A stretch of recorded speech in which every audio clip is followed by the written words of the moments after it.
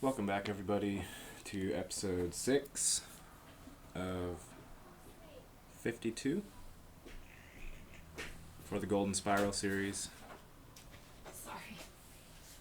If you want to get access to the second half of all of them, go to patreon.com/snailshow. Today we have Penny Bradley. Is Echo acting a fool? Let me see him. Let me see the Echo baby. Come here, cat.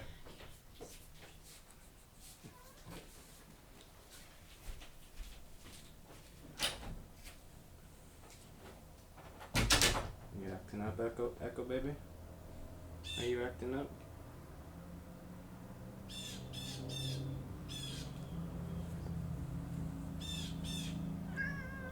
Yeah.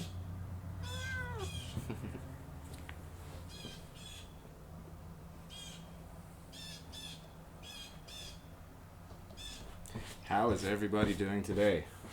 Let's see, where are we at?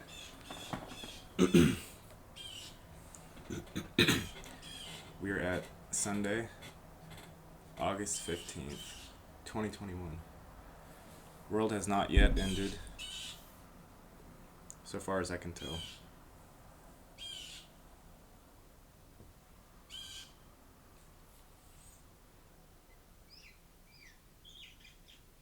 Echo loves the birds.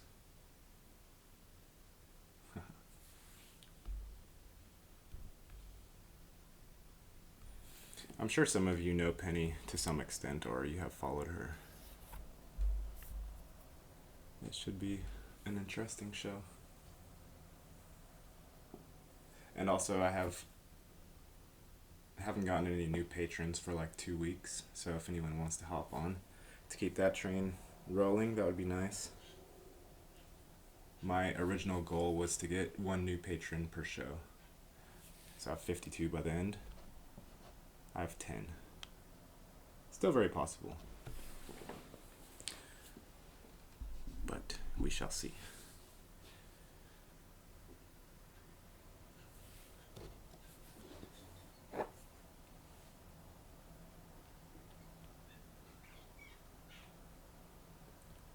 Penny should be here soon.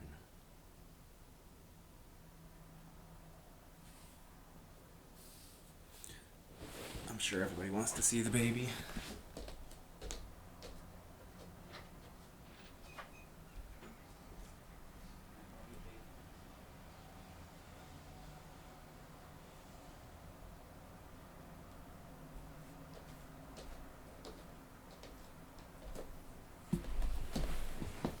He weighed. You hot? He weighed 4 ounces last Monday when he was born. I think he's a little warm. And since then he's gained 4 ounces. So now he's 8. Little oracle. Look at that chunky belly.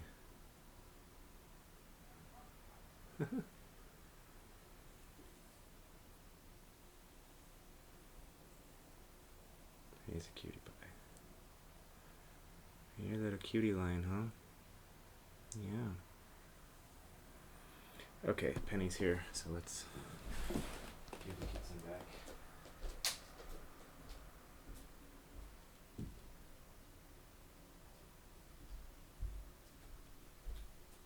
Give the kitten back to Mama.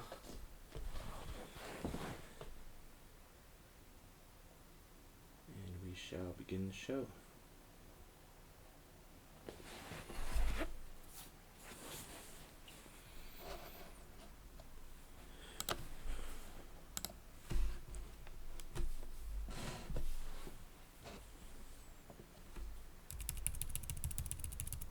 Make sure sound is good.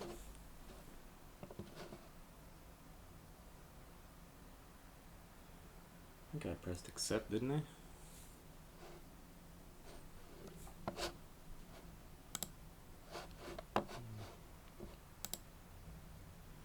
Here we go. Hello. Hi, Penny. Can you hear me? Yeah. Awesome. Can you hear me? I can hear you fine, yeah. Okay, I'm going to shut down everything else I have open. I like your background. Thank you.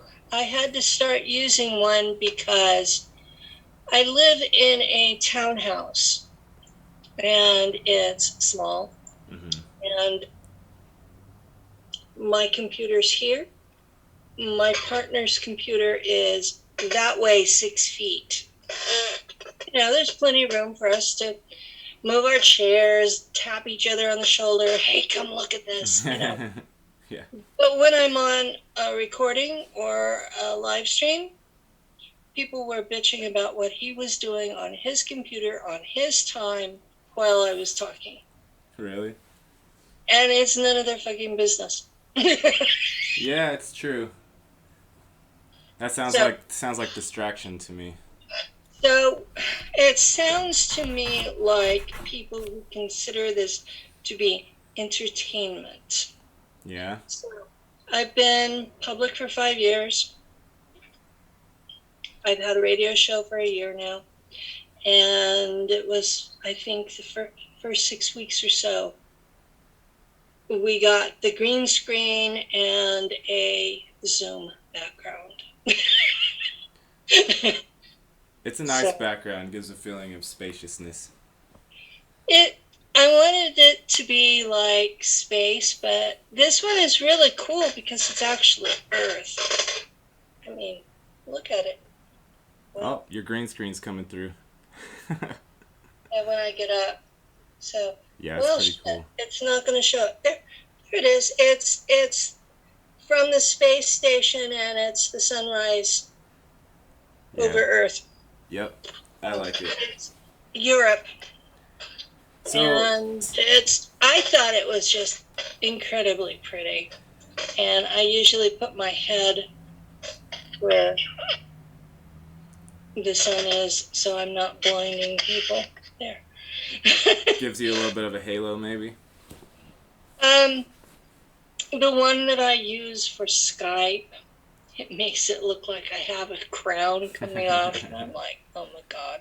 It's basically the same picture, except at the bottom it says justice is coming, but I'm sitting in front of that. So. Okay, well, welcome, Penny. I know you said that you're not huge on We're not recording yet, right? No, we are recording.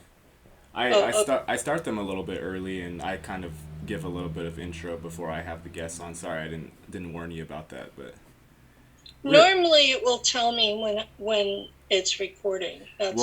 That's only if you record with Zoom. I record with QuickTime. Oh, okay. Yeah, so we are live.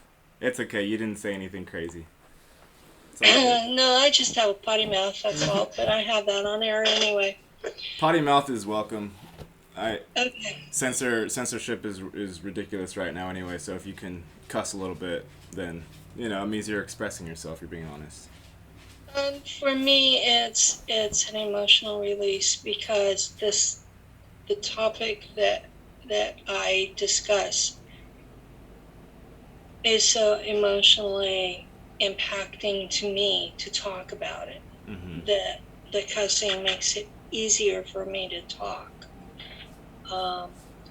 When I was first public, I used to do an hour and a half interview, and then I would sit and cry for the rest of the day. Wow. And people didn't understand that. The biggest problem I still have 5 years later is people think I'm making this up. They think it's entertainment. They think it's some big joke, and it's not. This is something I really lived through. This is my memories of the Black Ops and space program are just as real as my memories being on Earth and growing up in the San Joaquin Valley of California. I'm from California too. Okay. Fresno. I was in Tulare County. You should know where that is. Yeah, it's close. I was from Fresno, Central Valley. Yeah. So I grew up in Tulare County, and my memories from these black ops are just as real to me as my memories of Tulare County. So this is something I'm recounting my real memories, and it gets hard emotionally Yeah. because it's so different from what the normal life experience is supposed to be. And, you know, I get going and I see people's eyes glaze over, and I know they're not hearing me. And Yeah. the first interview that I saw that happen, and I just kept going anyway. It was like something ripped inside me. So, You're not going to have that response here. I've covered a ton of topics since I started. I started somewhere back in 2017, late 2016. And I've had a lot of guests on. I know, and most of my guests understand that the whole conspiracy theorist label was something that is created to cover things up.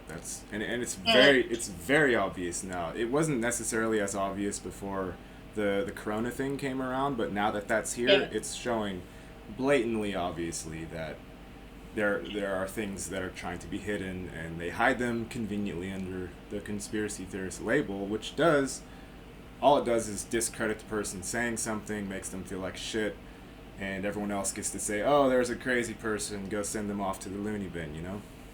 Yeah, So that's exactly what it does. And it the people who have real experiences who come forward usually do so out of a sense of urgency, and it's like, this crap really happened, and you guys need to know about it. And then when everybody laughs them off, it's like, why am I even bothering? yeah, I can imagine. I can imagine it's bad. Even if So, even if it's something that's not way off in left field, the response is very similar. The people in general here, they can't really tolerate too many ideas that are outside of their personal frame of reference, which includes like 3 items for most people. It's like most people are very dumbed down, and yeah, that's true. So I try to keep this as close to 3D reality based as I can. I don't involve much in the way of religious beliefs. I try to keep this where it's friendly to both Christians and New Age. So I'm not. When I'm talking about my experience in space, I'm talking 3D real and in a military context. I'm not talking about interacting with 60 dimensional spirits. I'm talking about almost everything that I encountered was either human or was in a physical body like we are. right. I'm not talking about apparitions, I'm not talking about visions, and I'm not talking about dreams. These are actual 3D physical events that happened either on 3D Earth or in 3D space, in physical ships. Okay. So I'm not sharing dreams, I'm not sharing imaginations, I'm not sharing visions. So it's as tangible as like this current experience. Yes, as tangible as current experience sitting here in this chair talking to you. Fair And enough. that's the biggest difference between me and most of the others. There are a few others that are talking 3D physical. But that's the biggest difference, is because most of the people get into these memories and they run across something that completely boggles the mind, and at that point they're all religion. Mm-hmm. And I'm not doing that. So you've stayed pretty central to your own self core as far as apprehending or looking at some of the more traumatic experiences that you've had. You're not like outsourcing the trauma to a deity, is what you're saying. Exactly. Okay. I've been doing my own work with this. Well, my partner is a Iroquois shaman, and we have been using Native American shamanic soul fragment retrieval to reintegrate the altars. And as I reintegrate the altars, I get the memories of that altar. Because right when I started, I had just the memories of cover altar Penny. And then I had an NSA group deliberately activate one altar. And her memories were all in this big lump. And they were in German. And they were so real, I could taste the blood. And it was battles, it was warfare, it was interaction with physical beings that were not humans. And it took me about 3 years to figure out where it happened, because you've got this lump of experiences, but you can't understand the verbal part of it. And so I had to do a lot of research to figure out, what am I remembering? Okay, you get a lump and you're a child, you're in a school uniform, which I never wore on Earth. I was always in public schools where we did not have uniforms. We had a dress code. And so I'm in this uniform, which is a chocolate brown skirt, a white top, orange bow tie, and a brown sweater, and these clunky shoes. And my hair is really short, like this long all over, and a bunch of us children are hiding under a table we've turned on its side, because there's these creatures that have broke through the wall. And I'm smelling the blood of other children that are being ripped apart by these creatures, and I'm looking at this and going, that could not possibly have happened on Earth. Where the hell is this? So I was in my 50s when these memories were restored. And in MK Ultra terms, they activated my remember code, is why I have them. Now, why they activated me is my $1 million question, but... You're not aware still as to why? The unit that did it, they kept in contact with me until I went public, and they were murdered. So they never told me why, but they activated my memories. They taught me how to be a dissident and not be arrested, which is really important nowadays under all of the current censorship. I know the rules to not be arrested. So, yeah, I was dealing with an Air Force major and Air Force Master Sergeant. Okay. And they were Russian translators for the NSA. And this was the unit they were in. And they were who activated my memory, used my remember code. And so it was as soon as I went public, they were both killed.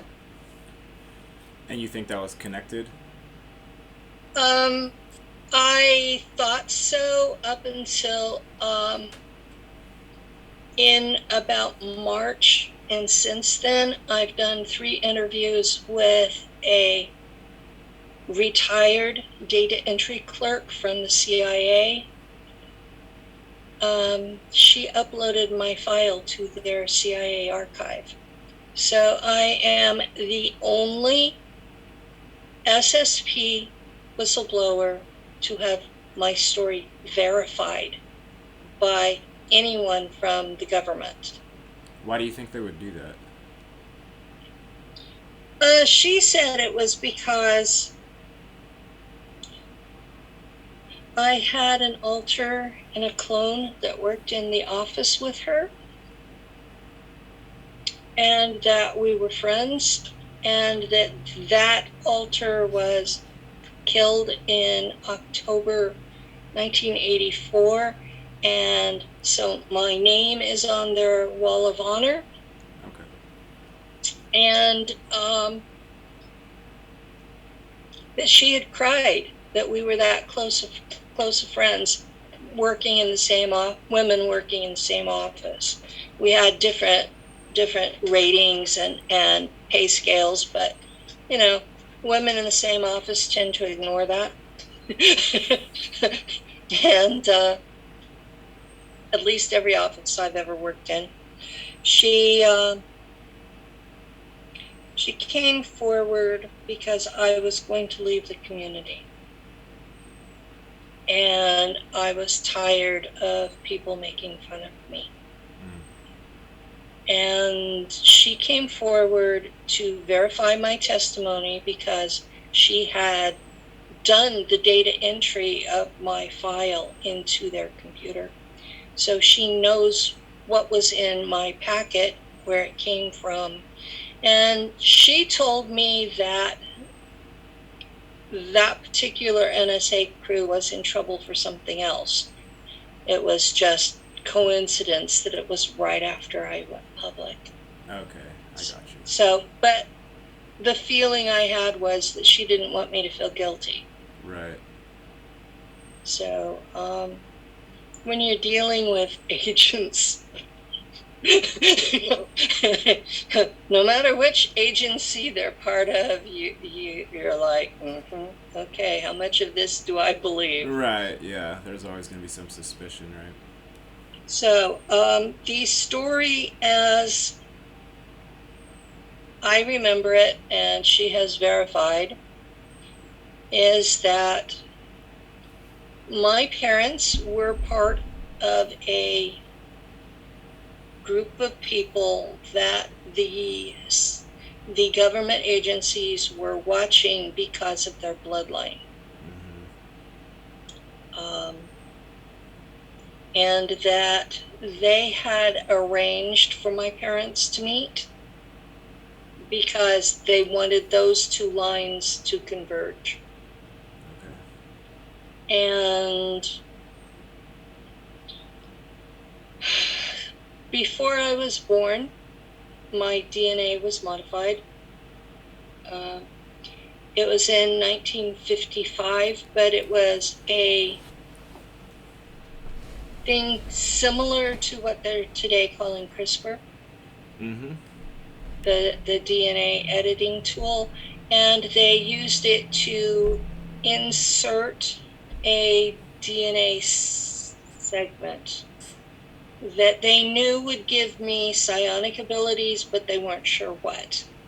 And they were still pretty clumsy about inserting it, so they didn't know exactly what it was going to do.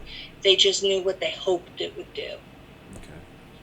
And so I was born, and I have no memories from birth to age 4. When I was 4, I was picked up one night. And this is the part people balk at. I was not abducted by ETs. I was abducted by humans, soldiers wearing green fatigues and driving a green Jeep. I wasn't even in a spaceship at this point. I was in a Jeep, and I was driven cross country from Central California to Langley, Virginia,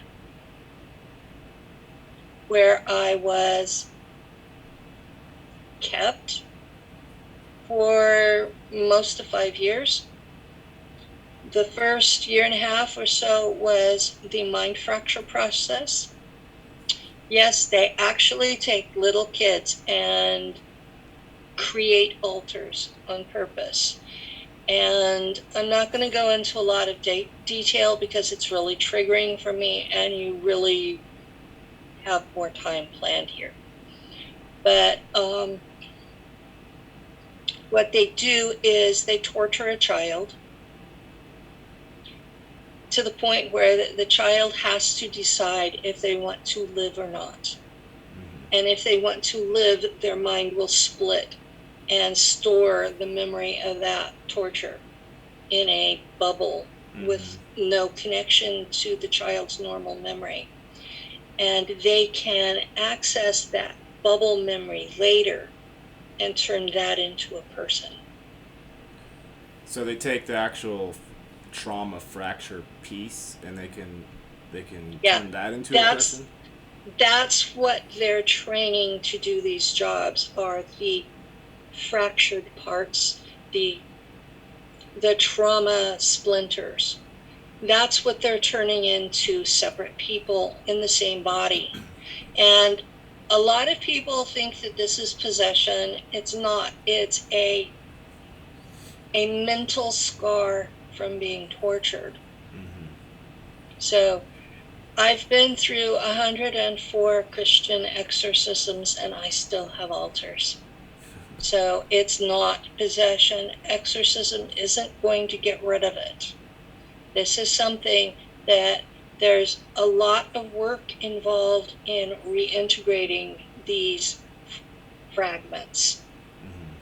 And they had deliberately created just under 2,200 of them in me. 2,200? 2,200, yeah. Wow. So I have reintegrated 32 of them, so I still have a long way to go. Yeah. So I have a question. Is it, they take the fragment, are they activating a clone body, or where does the body come from for this person that's created? Depends on what they want you to do and for who. So it could possibly be insertion into another vessel or organic portal type of a thing? Well, or is it you? Is it you and your mind just separates out?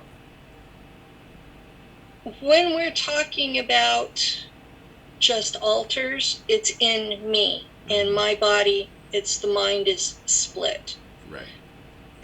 And these splits on purpose were created so they would not share memory. They don't function unless they don't share memory. Okay.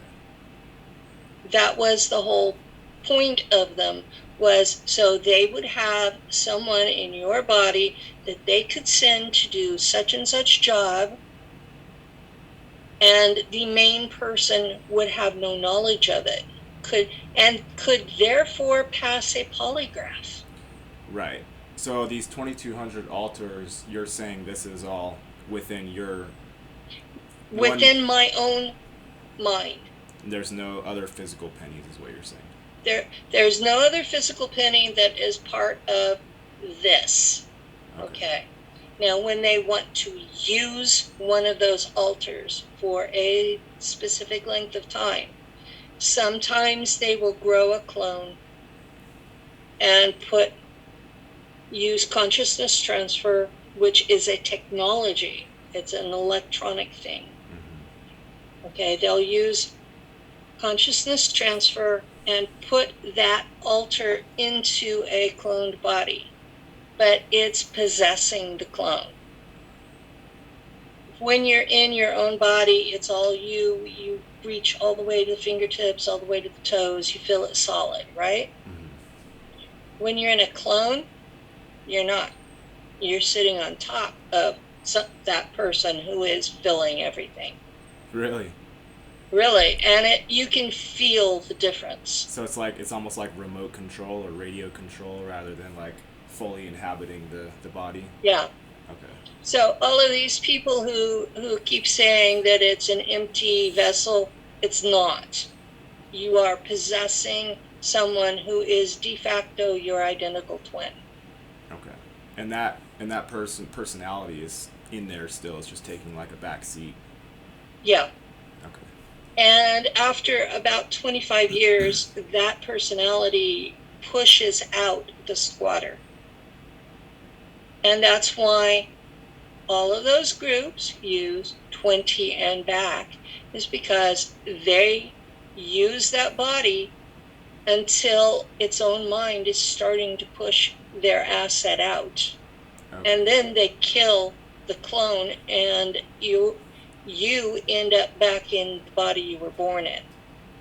Does that happen automatically? It's just like a gravitation back to your original vessel? Yeah, when they kill the clone, you automatically return to your original vessel if it's still alive. Okay. So that's the technology the Americans use. Okay, the Germans out there, and that's who I primarily serve with, they will use the altar in this body, and they use technology to re-age me to the age they want me to be. And their policy is they keep women at age 25 and men at about 30, because that's when they consider us at our prime. Mm-hmm. And most physically able to do things. And they flat out say women are prettier then. You know. It's kind of true, you know. Some guys they're a very patriarchal kind of culture, and they're not shy about it. So it's not like America where they pretend to be culturally correct. So they're out there. If they find something that bugs you, they'll pound you with it. Okay. So yeah. I have a quick question. When you said you first started getting the memories of the first altar, and you said the memories were in German, did you have no capacity to speak or comprehend German at that point, and you had to go learn it in order to understand, or did you have some memories of that altar already? Back in the day when I was in school, I was drawn to the German language. Mm-hmm. And I actually had to justify that to my family because I have a Jewish grandmother. You know, back in the 60s, Jewish people learning German, this was verboten. Mm-hmm. So I had 3 years of German in high school, 2 years in college. Now, I graduated from that college in 1974. Anybody who has ever studied a language, if you don't use it continually, you lose it. Mm-hmm. So I'm in the state of, I studied it when I was young. I'm in my 60s now, and I've got these memories in this language I studied, 40 years ago? 75, you said? That's like 55 years ago. Yeah, so it's been a while. And you can still speak and understand it? I can still speak it like a little kid. Okay. So there's a lot of the dialogue that I still don't understand at all. Now, this is going to sound really weird, but that altar is learning to speak English from me. And so some of the memories are starting to translate. Okay, that makes sense though.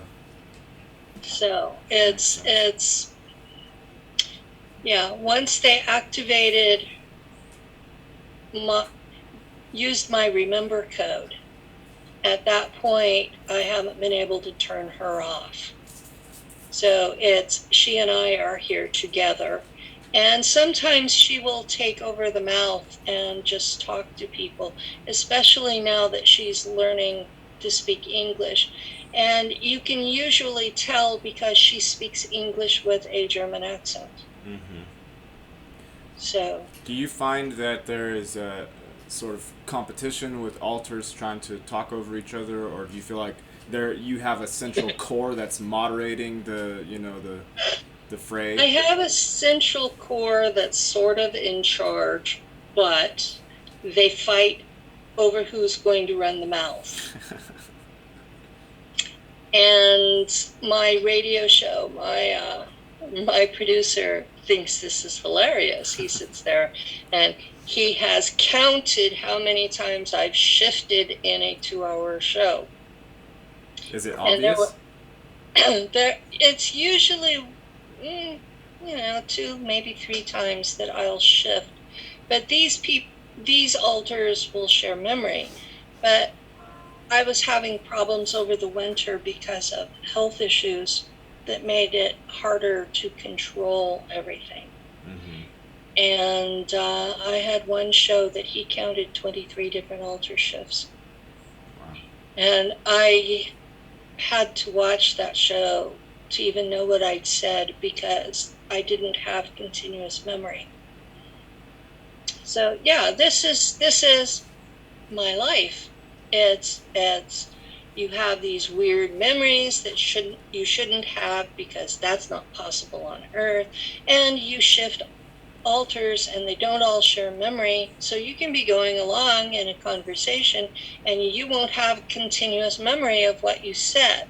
Mm-hmm. Because it was somebody else running your mouth. And it's very interesting.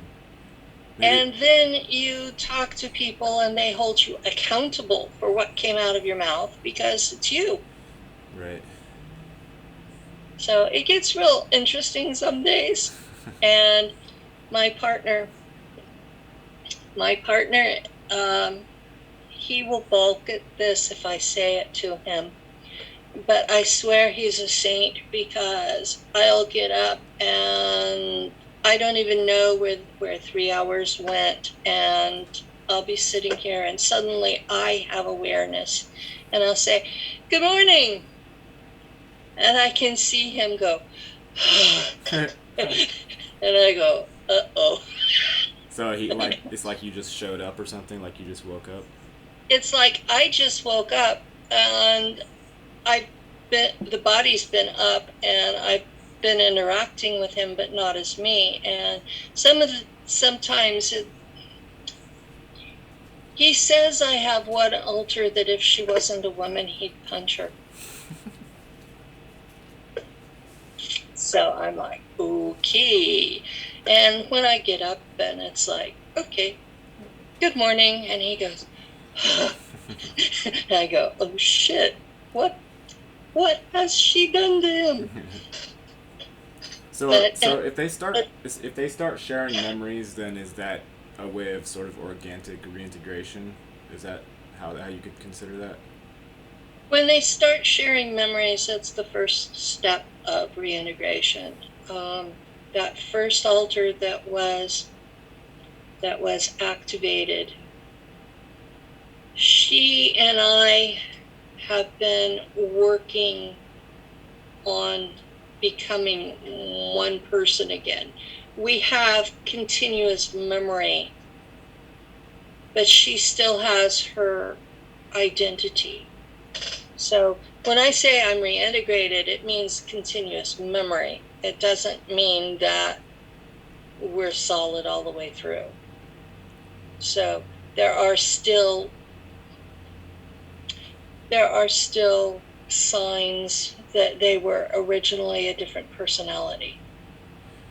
Now, the one who served on Mars, the one who was first activated is the one who went to Shula on Mars, that's what they called school, who served in the Martian militia and then was a navigator on a freighter ship. Okay. And she is very Germanic. She's aggressive. She likes to toy with people. She was an officer, so she has kind of an arrogance about her. And none of my alters were given an ethical compass. Okay. Penny, on Earth, I was raised in a Christian cult, and I accepted the ethical compass of that group. And to this day, I still follow that. So, as far as I know,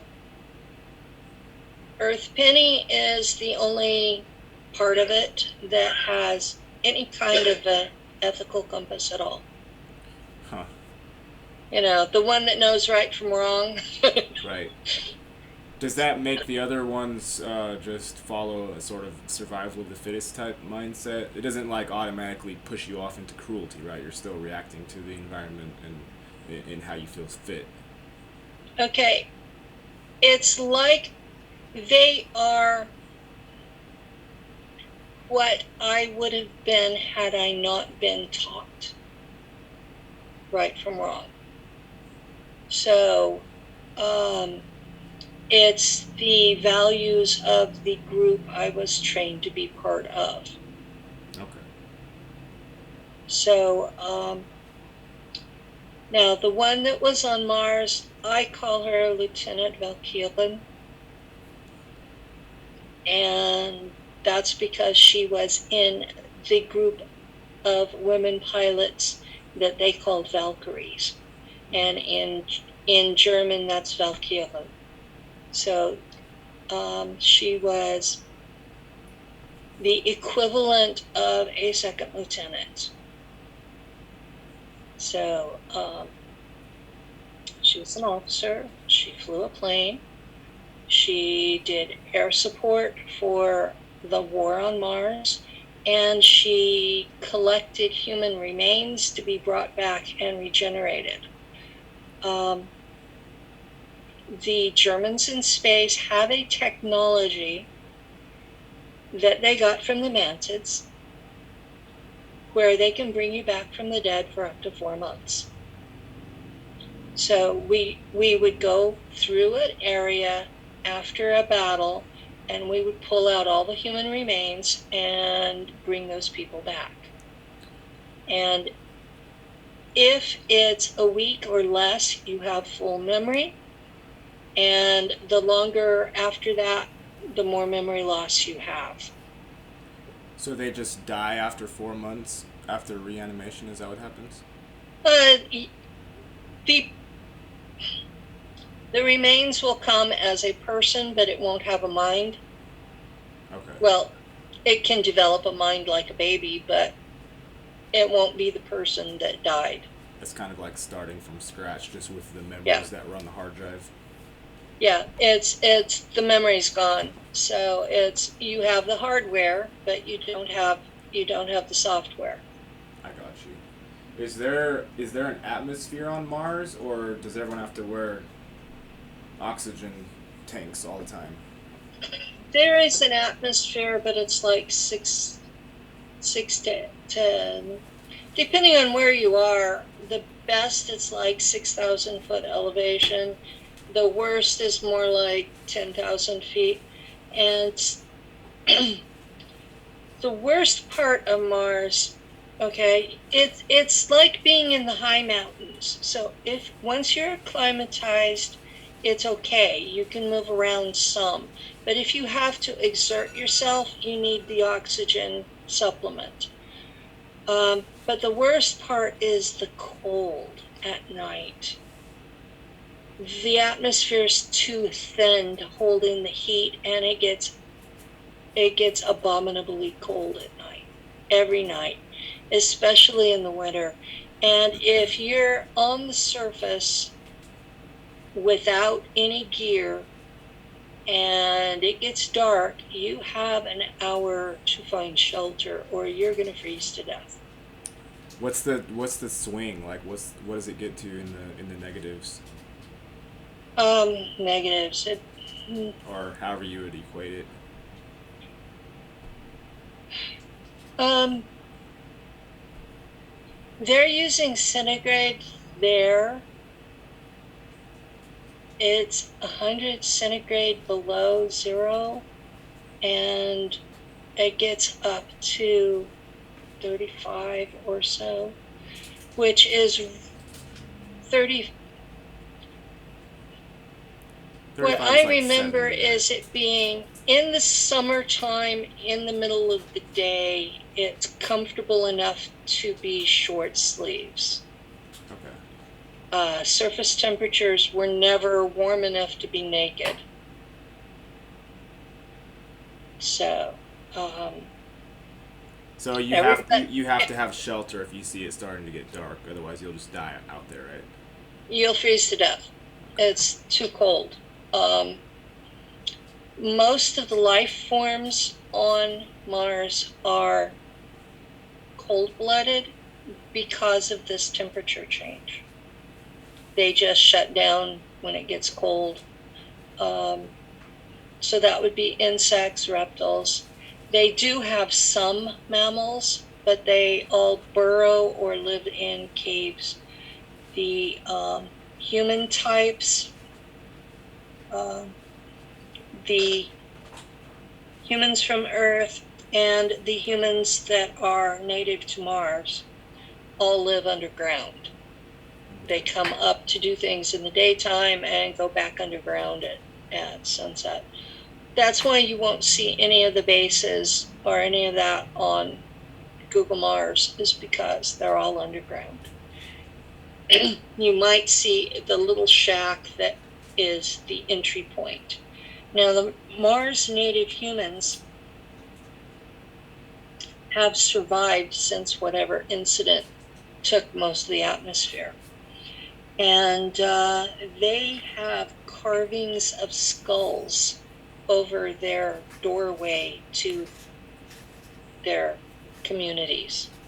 So whenever you look at the Mars Gigapan things from the different rovers, when you see like they have a carving of a skull, that's where the Mars natives have their house. Why do they put a skull on there? Do you know? Huh? Do you know why they use that for their doorway? Is it like a No, I warning? don't. I didn't interact with them a lot.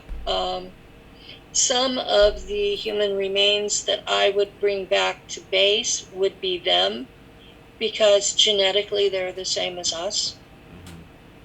So there's, since the genetics are basically the same, that means that we started off as the same species at some point in our joint history.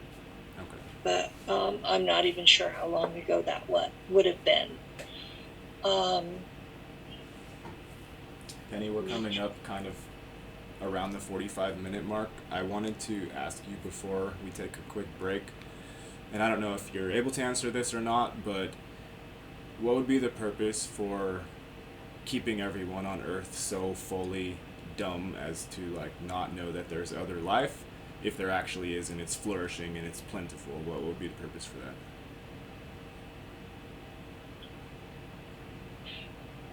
And if you don't feel comfortable answering, that's fine. Okay, when the basically the time frame at the end of World War II, a lot of things happened at once, and most of them were kept from the public. And the interaction with extraterrestrials was part of what they kept private, because most of the adult Americans who interacted with the extraterrestrials went insane. They could not handle the information. Okay, the religious culture has changed quite a bit since then. At that point, Americans truly believed they were the pinnacle of creation. There was nothing better than them, and they ran across, they had contact with beings that you stand beside them and you know you're nothing. And they couldn't survive the ego crush. Okay. And so since they had that reaction then, and that would have been the 1940s, they decided the public couldn't handle it either. Okay. And so they made it all secret. And here it is, 70 some odd years later, and it's still secret. So it was almost like a national security concern if you're gonna have. It was a national security concern. Just because the people can't handle it. These beings showed up in ships. They had capabilities that we did not possibly have. They were able to do whatever they wanted, whenever they wanted, and they were speaking telepathically. Do you know how most people think that their thoughts in their head are their own and private and that nobody else can hear them? Mm-hmm. And then you have a being who might be 4 foot tall or might be 14 feet tall, because that's the range of the ones that interact with us most.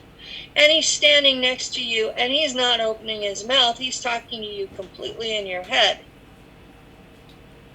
putting pictures in your mind, and you know that they came from him. Mm-hmm. And you know you have no control over whether he's doing this or not. You are completely at his mercy. And some of these beings don't have mercy. Right. So they didn't want the population terrified. Okay. Now, that part of the treaties that they had with these beings, and I understand that there are currently 120 extraterrestrial races that have treaties with the United States or other first and second world countries. Think about that, 120 different extraterrestrial races. These are physical beings in a meat suit like us. You can kill them with a gun. And they have treaties to be here. And every one of them, part of the treaty was that they had to cloak their ships, not interact with normals, and keep the secrecy. So no photographs. And we are now at the point where the first treaty expires this month. Oh, yeah? Yeah. All of those treaties will be expired in the next 5 years. And I'm understanding that none of the extraterrestrials are again agreeing to the secrecy. Okay. Are they peace treaties or it's just secrecy treaties? It's treaties allowing them access here. Okay. So when they're up, does that mean they can't visit anymore or they can't be here anymore? Not according to their rules, but the treaties are in renegotiation and they're refusing the secrecy aspects. Okay. So the governments have all known this for the whole time of the treaty, and that's why we've had drip, drip, drip exposure. Mm-hmm. So that by the time that this first renewal time came, that the public would be less terrified. Well, I don't know. I still talk to an awful lot of normals that are absolutely terrified. You know, an amazing number still think they're the pinnacle of creation. If we're the pinnacle of creation with how we treat the earth, that's like God how we sucks treat or something. how we treat the earth, how we treat each other, how we treat other creatures on this planet. Come on. Yeah. Okay, Penny, are you ready for a quick break? Sure. Okay, I'm gonna close this Zoom session out. I'll send you a link for the next one in probably about 10 minutes or so. Okay. All right, see you in a bit.